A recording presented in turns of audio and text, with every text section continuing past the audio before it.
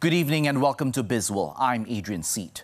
The monthly sales value of wholesale and retail trade grew 14.7% to 134.3 billion ringgit in February. Chief Statistician Datuk Sri Muhammad Uzir Mahidin attributed the increase to the retail trade subsector, which grew by 19.2% to 58.2 billion ringgit. During this period, wholesale trade also rose 5.9% to 59.1 billion ringgit. The retail trade subsector's growth was supported by retail sales in non-specialized stores. Meanwhile, the increase in the wholesale trade subsector was due to the household goods, followed by food, beverages and tobacco. However, month on month, the sales value of wholesale and retail trade declined by 0.6%.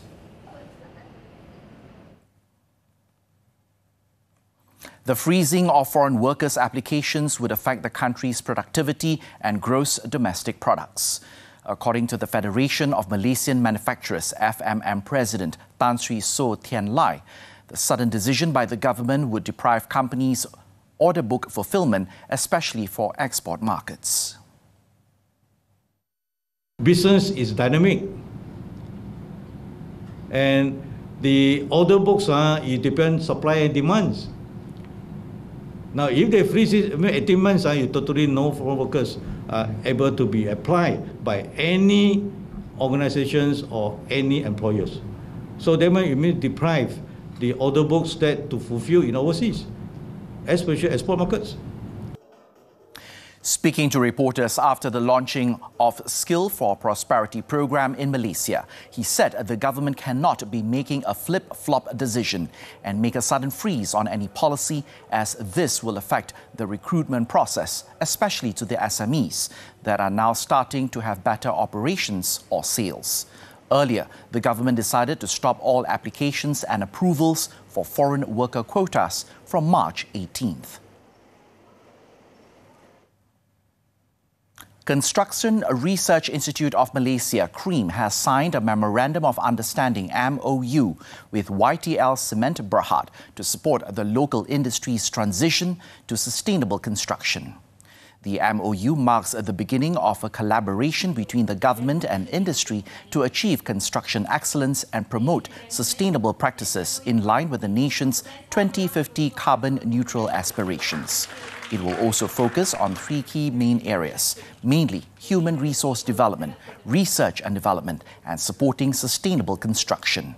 Moving forward, both parties will be forming joint working committees to drive the initiatives under these three key areas. Luxury car dealer Seng Star has invested some 100 million ringgit in the newly launched Mercedes-Benz biggest Autohaus in Malaysia. Mercedes-Benz Malaysia CEO Sagi Sardian said this will strengthen the brand's position in the Malaysian market, especially in the electric vehicle or EV space.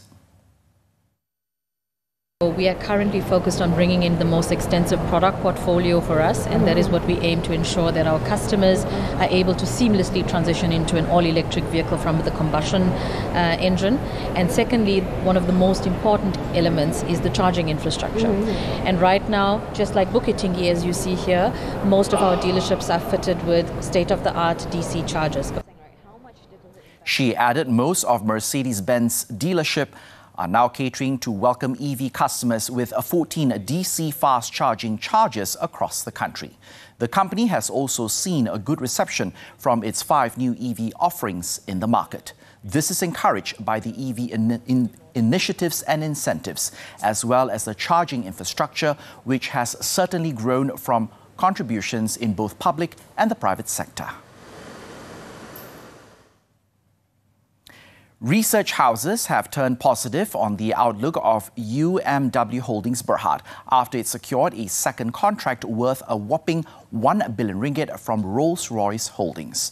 RHB Investment Bank said it has already factored in the recovery and growth of the aerospace segment in UMW's manufacturing and engineering business, M&E.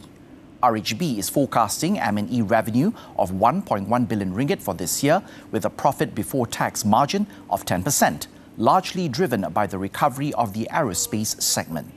UMW previously secured the first 25-plus 5-year contract of 830 million ringgit from the British aerospace company, followed by the second contract from Rolls-Royce. Meanwhile, Hong Leong Investment Bank said the new contract marks another milestone for UMW to gain a foothold into the high-value aerospace supply chain. And that's all the time we have for Bizworld. I'm Adrian Seet. Thank you for watching and keep tuning in to TV3.